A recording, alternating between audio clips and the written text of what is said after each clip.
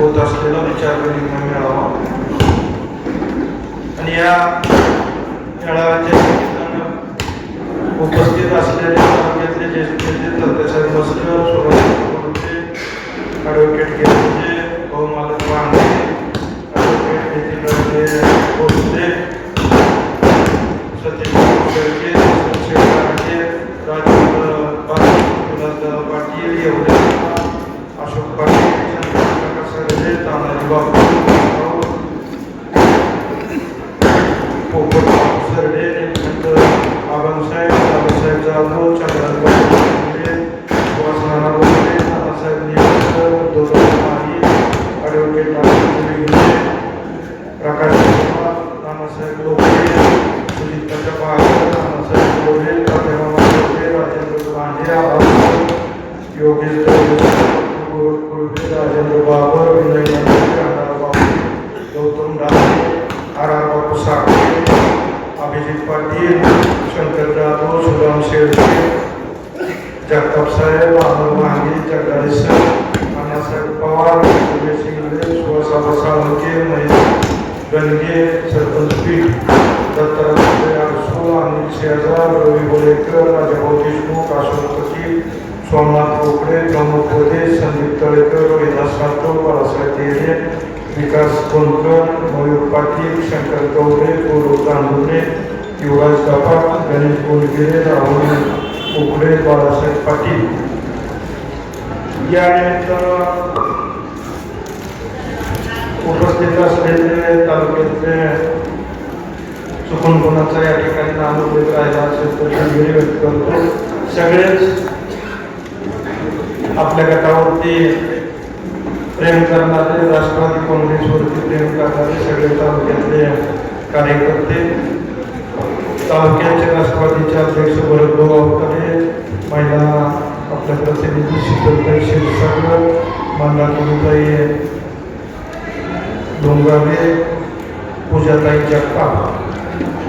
या निमित्तानं उपस्थित असलेले तालुक्यातले सगळे सोयीदारे बंधू, तरुण मित्र, पत्रकार बंधू, खरं तर उद्याच्या मानवाच्या जिल्हा परिषद आणि पंचायत समितीच्या निवडणुकीच्या निमित्तानं या ठिकाणी राष्ट्रवादी काँग्रेसचा जे चर्चासत्र या ठिकाणी मेळावा आपण ठेवला आणि 2-3 दिवसापूर्वी कदाचित आज निवडणुका डिक्लेअर होतील अशा प्रकारची परिस्थिती होती. म्हणून आपण त्या दिवशी शुक्रवारी जानेवारी साधारणतः 12-13 तारखेला डिक्लेअर होतील असं वाटत होतं. पण आता कोर्टामध्ये जी तारीख चालू होती त्यासाठी आता निवडणूक आयोग 15 दिवसाची मुदत या ठिकाणी कोर्टाने वाढवून दिलेली आहे. त्यामुळं आपण अचानकपणे ठरवलं, बोलवून तुम्हा सगळ्यांना निरोप दिले आणि कमी वेळामध्ये सुद्धा फोनवरच्या निरोपावरून तुम्ही सगळी मंडळी या ठिकाणी मोठ्या संख्येने उपस्थित राहिला त्याबद्दल मी आपल्या सगळ्यांचं प्रथमतः मनपूर्वक या ठिकाणी स्वागत करतो, धन्यवाद देतो. या निमित्तानं उद्याच्या जिल्हा परिषद आणि पंचायत समितीच्या निवडणुकीच्या निमित्तानं अनेक वक्त्यांची भाषणं झाली, अनेक कार्यकर्त्यांची, नेत्यांची या ठिकाणी भाषणं झाली. त्यामध्ये निवडणुका कुठल्या पद्धतीनं लढवावीत ह्याबद्दलही काही चर्चा झाली. या निमित्तानं मी बोलत असताना आपल्याला सांगू इच्छितो की करमाळा विधानसभा मतदारसंघामध्ये विकास कामं करायची, तालुक्याचा विकास करायचा या मुद्द्यावरती आतापर्यंत राजकारण करत आहे.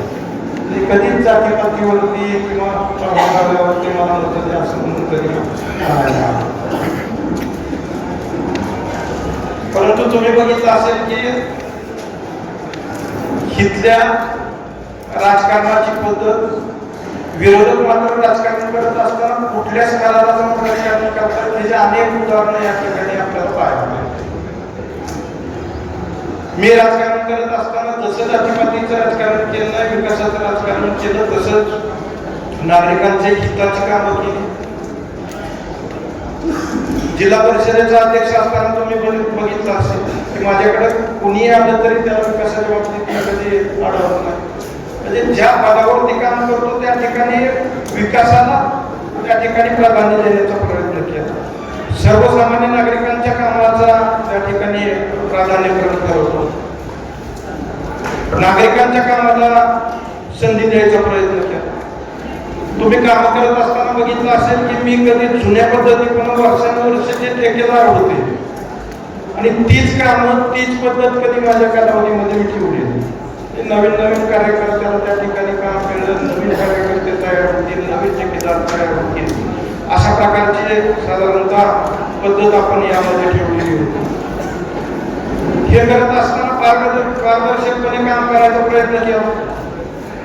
अनेक जण चुकीच्या पद्धतीनं काय मी ऐकतोय आता पेंढरावे आहेत काय आहे. आता मला सांगा तुम्ही 5 वर्ष झोपला होता मला आता तुम्हाला पेंढरावे सगळे मिळायला लागले. तर तुम्ही बघितलेलं असेल मी 2014च्या निवडणुकीपासून या ठिकाणी करमाळा तालुक्यामध्ये काम करतो. 17ला मला जिल्हा परिषदेच्या अध्यक्षपदाची संधी मिळाली. एक कुणी कार्यकर्त्याला माहिती आहे, ठेकेदाराला माहिती आहे की संजय मामा कुठल्या पद्धतीने काम करते. हे काय तुम्ही कुणी सांगायची आयडिया गरज नाही. हे राज्याला सुद्धा माहिती आहे संजय मामा कशा पद्धतीने आणि तुमची तेवढी लायकीही नाही मी सांगतो त्या विषयावर बोलायचं. एकतर मी कसं आहे की शहाण्या माणसाने बोललं तर उत्तर देतो, पण आता येण्यालाही प्रमाण राहिलं पाहिजे असं ते येण्यालाही किती बोलावं त्यालाही काय प्रमाण राहिलं. असो मी कधी चुकीच्या पद्धतीचं समर्थन केलं नाही. एकोणीसच्या निवडणुकीमध्ये तुम्ही 17ला मी अध्यक्षपदावरती काम केलं. ते काम बघून तुम्ही मला मतं दिली ना, जातीवरती दिली ना, पुण्यावरती दिली. 17 ते 19 पर्यंत जिल्हा परिषदेच्या माध्यमातून जे काम केलं त्याच्यावरती तुम्ही सगळ्यांना 19 आणि त्या बाबतीमध्ये या तालुक्यात कशा पद्धतीनं सगळे जुने विषय सोडवायचा प्रयत्न केला ती तुमच्या पुराणे ते येणाऱ्या जिल्हा परिषदेच्या निवडणुकीमध्ये माझी आपल्या सगळ्यांना विनंती राहील. आपल्याला काम करण्यासाठी येणाऱ्या जिल्हा परिषदेमध्ये सगळ्याच्या प्रयत्नातून विजय नक्की मिळाला पाहिजे ही माझी सगळ्यांकडे विनंती. आता उमेदवारी निवडीच्या बाबतीत मी तुम्हाला जाहीरपणे सांगतो की आपण चर्चा करून की आपण लोकशाही पद्धतीनं हा गट चालवतो. तुम्हीही बघितलं असेल की मी कधीही एकटा असा मला वाटलं म्हणून निर्णय घेतो असं नसतं की त्या गटातले कार्यकर्ते असतील, गावातले कार्यकर्ते असतील, विधानसभेला उभारला सुद्धा तुम्ही सगळ्या मंडळींनी सांगितलं की तुम्ही अपक्ष उभा राहा म्हणून अपक्ष उभा राहा. म्हणजे शेवटी लोकशाही पद्धतीने तुम्ही जे सांगता त्या पद्धतीने करायचा प्रयत्न करतो. त्यामुळे इथं सुद्धा तुम्ही निश्चित असाल की असा कुठलाही प्रकार होणार नाही उमेदवारी निवडीमध्ये हा मोठा तो लहान असा म्हणून त्या ठिकाणी कुठलाही निर्णय घेतला जाणार नाही. जो चांगला कार्यकर्ता असेल, समाजामध्ये काम करत असेल, लोकोपयोगी काम करत असेल आणि ज्याची त्याच्यामध्ये कोण आहे अशा पद्धतीनं आपण 4 माणसं 4 शिष्टमंडळ तयार करून त्यातून या निवडणुकीचे उमेदवार सुद्धा ठरवतो. हे या निमित्ताने या ठिकाणी सांगतो. पण काय मंडळी जे उमेदवार म्हणजे मी देईल, सगळे आपले प्रमुख मंडळी देतील, ते निवडून आणून द्यायची जबाबदारी तुमची राहील आणि त्यानंतर त्यांच्याकडनं चांगलं काम करून घ्यायची जबाबदारी मात्र 100% माझी.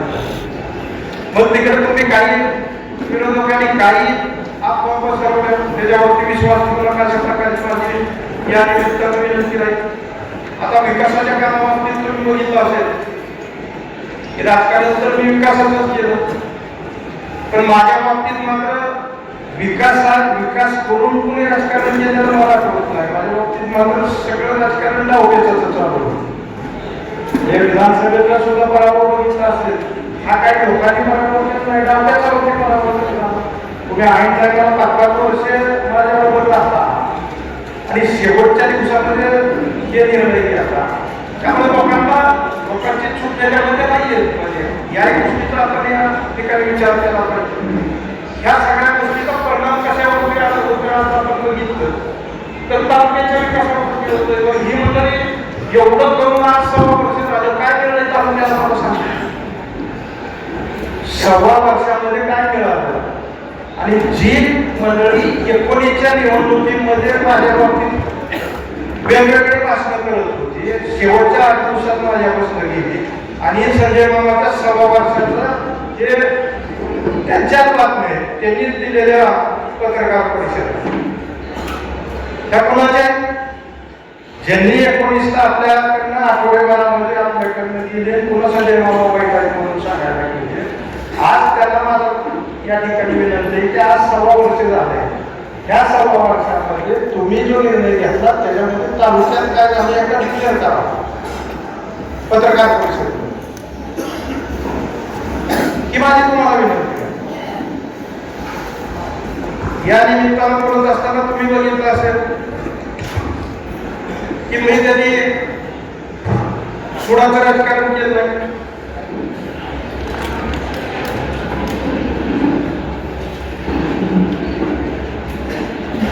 सव्वा वर्षात आता किती सुधारणा झाल्या.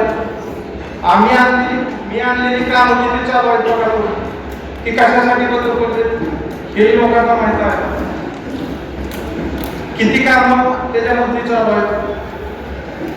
दैगाव योजनेची पाईप ती काय परिस्थिती आहे, ती पाईप कोणी झाली, दैगाव योजनेची काय परिस्थिती आहे हे पाप कोण करतोय. बरोबर या त्या ठिकाणी आपण बंद नदी घेतलं जे पाणी त्या ठिकाणी येणार होतो त्याच्यामध्ये पुढची जरे देवळानी मलवडी बसेवाडी पाथर्डी निर्ले वडशिवणे रोपणे या वाढीव कामाला पाणी द्यायचं म्हणून आपण त्याचाही तो प्रस्ताव सगळा तयार केलेला होता. तो तेव्हा आपला बरोबर झाला. तो प्रस्ताव मी फडणवीस साहेबांकडे त्याच्या वरती रिमार्क घेतलेले होते. त्याची आता मीटिंग लागणार होती, त्याचे सर्वे झाले, सर्वेची ऑर्डर झाली, सर्वेचा रिपोर्ट झालेला होता. आज तुम्ही काय केलं ते सगळं बंद पडून ह्या सगळ्या गोष्टीचा विचार करणं गरजेचं आहे. तुम्ही बघितलं असेल की मी आमदार झालो, एक तरी अधिकारी मी बदललो. अधिकारी कुठले होते, तहसीलदार कोण होते, BDO कोण होते, कृषी अधिकारी कोण होते. माझ्या नात्या पद्धतीने नव्हते, तुमच्या नात्या पद्धतीने होते, माझ्या जातीपातीचे नव्हते. एकही अधिकारी टर्म संपायच्या अगोदर याचा त्याचं बदल करतो. मी जातीपातीचं ते राजकारण करत असतो तर अधिकारी बदलणं माझ्या दृष्टीनं फार किरकोळ विषय होतो. पण ते बाब कधी आपण केलं कधीच केलं. आज तुमची काय परिस्थिती आहे की अधिकारी वाळू काढायला देणार म्हणून तुम्ही त्याच्यावरती हक्क बघायचा ठराव नाही. म्हणजे ह्याच्यामध्ये अधिकाऱ्याकडून तालुक्याचं नुकसान काय झालं झालं असलं तर वैयक्तिक त्याला कमी झालं असतं एवढं नुकसान आहे ना. काहीच मिळत नाही अशा पद्धतीमुळे त्याचाही परिणाम असतो. पण शेवटी ह्याही गोष्टी तुम्ही सगळ्या मंडळींनी विशेषतः सगळ्या कार्यकर्त्यांनी लक्षात घ्यायला पाहिजे. मी आणलेल्या कामापैकी किती कामं करत आहे.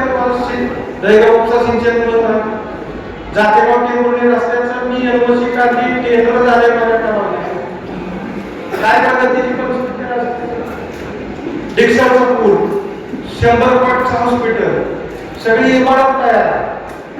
ही कामं का थांबले. लोकप्रतिनिधीने काय करायचं असतं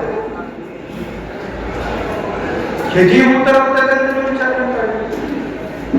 आदिनाथ कारखाना तुम्ही एवढ्या हौसने त्या ठिकाणी घेतला आणि मी जाहीरपणे आज त्या ठिकाणी सांगतो की बाबा आदिनाथ कारखाना ह्यांची कुवत नसल्यामुळे लिलावात निघलेला फक्त जिल्हा परिषदला वापरून घ्यायसाठी म्हणून त्याला लिलाव थांबला. मी तुम्हाला सांगतो की उद्याची जिल्हा परिषद होऊ द्या तो आदिनाथ 100% हे विकल्याशिवाय राहणार नाही. ती मी जाहीरपणे सांगतो.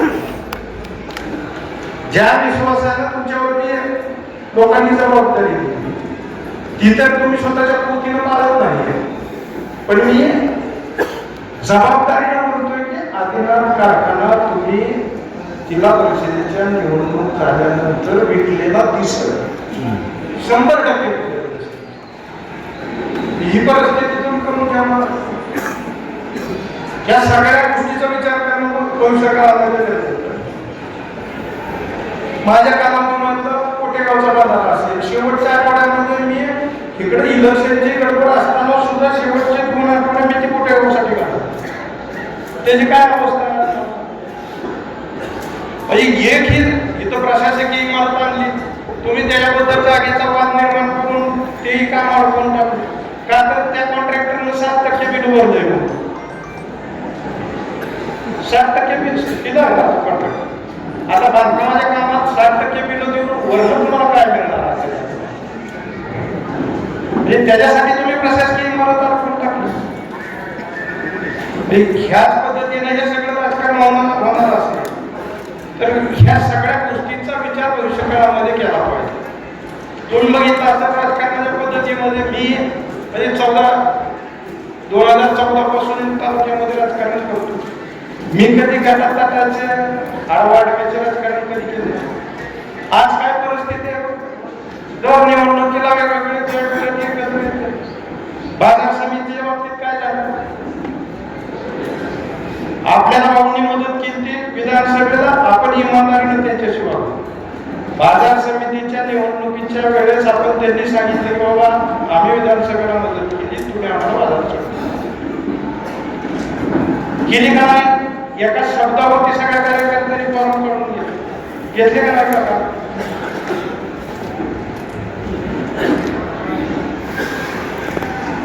पण पुन्हा काय झालं? विरोधकांनी राजकारण काय केलं की भावना माझ्यापासून कसं देतो काही त्यांच्या डोक्यामध्ये काहीतरी करून कसं करत हे करून विधानसभेला माझ्यापासून काढलं. भाऊच्या विरोधात जाऊन सभापती आलेली व्यक्ती कोण होती? तालुक्यातलं राजकारण कशा पद्धतीनं चालतं ती कुठं होती? म्हणजे शेवटी ह्याच्यामध्ये फसवणूक कुणाची होती या सगळ्या गोष्टीचा विचार तालुक्यातल्या जनतेने. हा तुम्ही ठीक आहे, सगळे जण मिळून एकत्र येऊन एखाद्याचं विकासाचं काम उभं करा. तुम्ही आदिनाथ कारखान्याला 5-5 गट कोणते गट आला मोठमोठ्या नावावर येऊन सांगत होता की आदिनाथ कारखाना आवाजात ताब्यात दिला तर त्याला पैसे निवडून दिलो आम्ही, काय अडचण नाही, त्याच्या मिटिंगा लावते. काय पद्धती? 5-5 गट एकत्र आला तर 5 गटाला ती कारखाना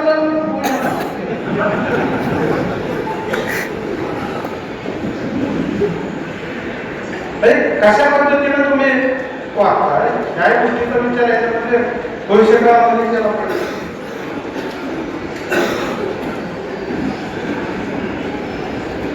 बरं आता विधानसभेला माझ्याबद्दल कुणीही गेली, सावंतवाडी गेला, भाऊही गेला.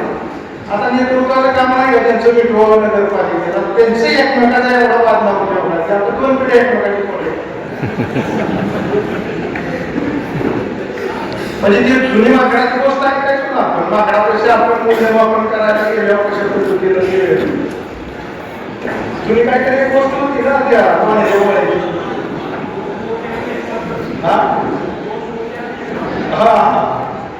त्या पद्धतीने जर राजकारण चालणार त्या सगळ्या गोष्टीचा विचार भविष्यकाळात तुम्ही सगळ्यांना विचार. मी आणि निमित्तानं आपल्याला बोलत असताना सांगू इच्छितो की बाबा दहिगावच्या बाबतीत दहिगाव होता चालू कधी झालं? मला वाटते 2017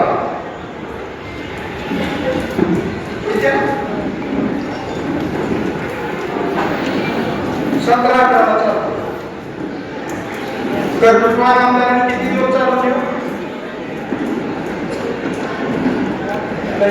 किती दिवस चालले? 60 दिवस चालले. 17-18 चालू केलं. आपण तुम्ही सगळ्यांनी मला विश्वासाने त्या ठिकाणी नेतृत्व करायचे संधी दिली. 18-19 ती येऊन आपण 176 दिवस चालू,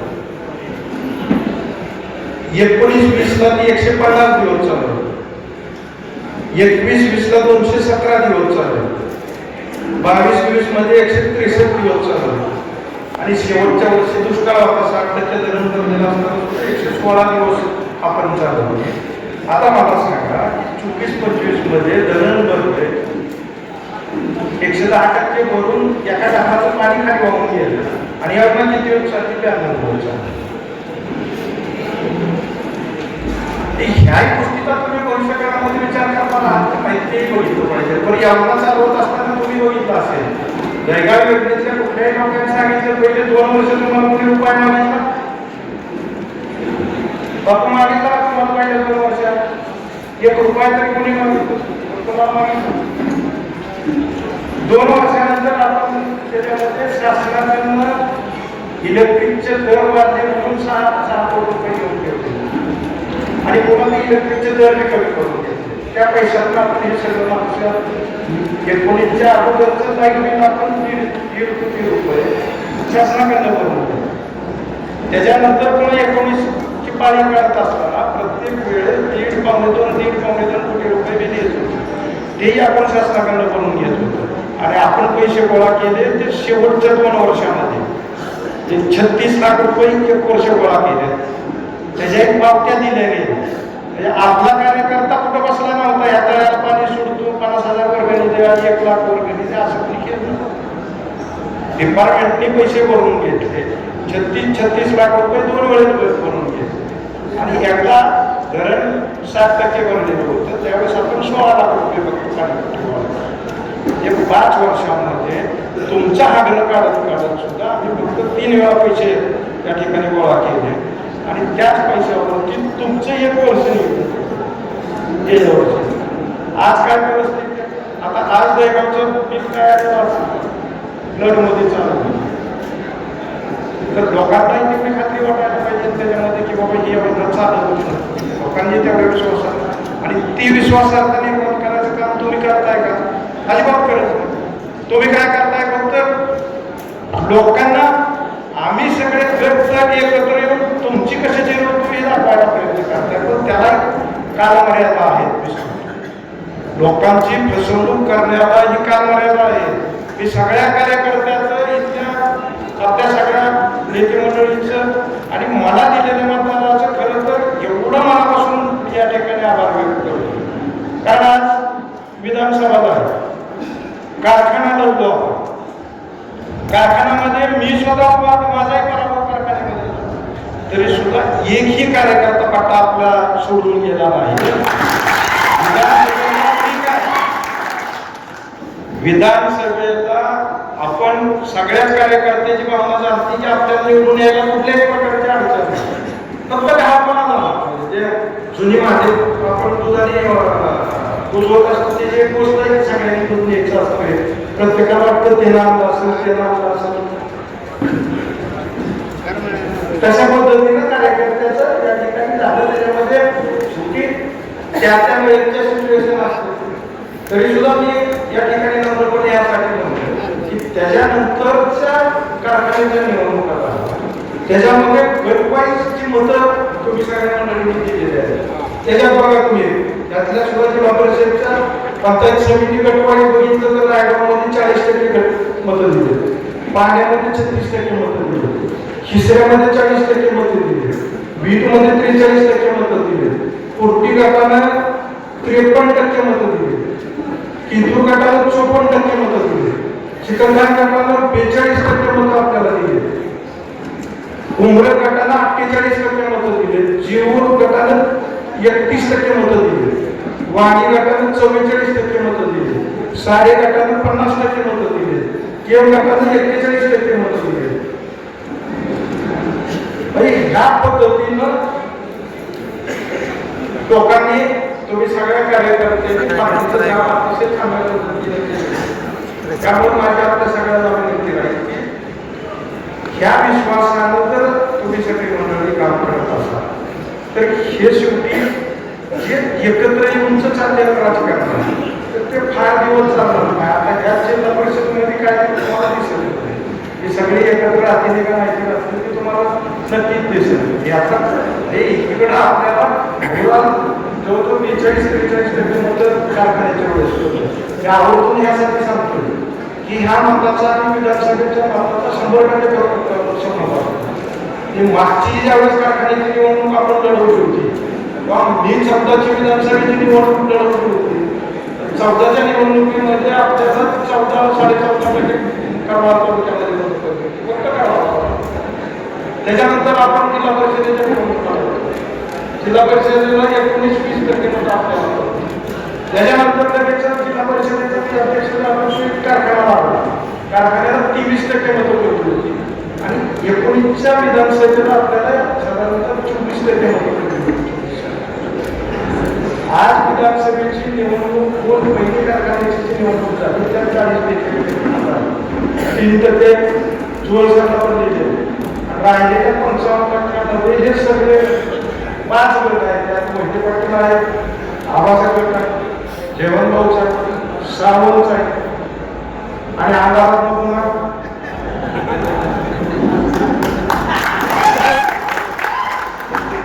ह्या सगळ्याचं म्हणून सुद्धा 55% त्यामुळं माझी आपल्याला विनंती राहील की अजिबात खचून जाऊ नका. हे जे ह्या पद्धतीचं राजकारण असतं शेवटी वाघाची शिकार करायला 10-5 जणांना एकत्र येऊनच करावं लागतं.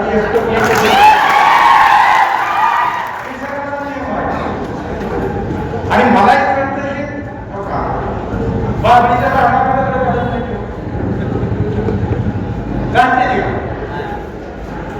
कुठंतरी आंब्याच्या किंवा चांगल्या फळाच्या झाडाला आता ही जी यांची अवस्था आहे ह्यातलं पॉझिटिव्ह लक्षात घ्या की त्यांना सगळ्यांना आपापली माहिती कळलेली आहे. अजून थोडा दम काढावा आणि तो दम त्यांच्या कोणाच्या सुद्धा माहिती सांगतो माझ्याच्या यांच्या कोणाच्या सुद्धा यांना गडबडचा ती पूर्ण सेट करायचे, गट सेट करायचं. पुन्हा वाटतं ही गडचे मग माझा मोठा होईल. इतकी बी नाही लोक शेवटी शून्य आहेत ना. ठीक आहे, तुम्ही याला फसवचा, दोनला फसवचा, लयला फसवणूक करता येते. आणि त्या दृष्टीनं ही जिल्हा परिषद आपल्याला अतिशय ताकदीनं या ठिकाणी लढायची. अजिबात तुम्ही चिंता करू नका. माझी आपल्या गटामधल्या सगळ्या कार्यकर्त्याला विनंती आहे की मतभेद सगळ्याचेच आहे. कुठल्या पक्षामध्ये मतभेद नाही, कमी जास्त असतं, पण कुठंतरी आपल्याला शिस्त लावून घेतली पाहिजे. ठीक आहे, तुम्ही पोलीस एकट्याच्या आवाज काय, पण त्याचा फटका पार्टीला बसला अशा पद्धतीनं कुठल्याही कार्यकर्त्यांनी वागायचा प्रयत्न करू नका.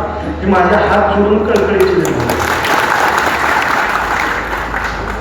आणि त्या दृष्टीनं आपण उद्याच्या निवडणुकीमध्ये जाऊन उद्या उमेदवार निवडत असताना सुद्धा अतिशय आपण काळजीपूर्वक लोकमतातल्या कार्यकर्त्याचा ऐकून लोकांचा ऐकून अशा पद्धतीनं मी सर्वे घेतलेले आहेत. त्या सर्वेची रिपोर्ट आपण उमेदवाराचे घेतोय.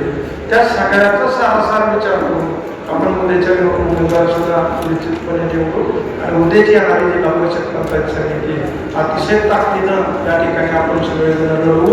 त्यामध्ये आतापर्यंत ज्या पद्धतीनं आपण साथ दिली तशाच पद्धतीनं आपण साथ द्यावी एवढीच आपल्याला कल्पनेची विनंती करतो. आपल्या सगळ्यांचं या ठिकाणी आभार व्यक्त करतो. थोडा उशिरा हे सुरू झाला कार्यक्रम, जेवणाची वेळ निवडली सगळ्यांना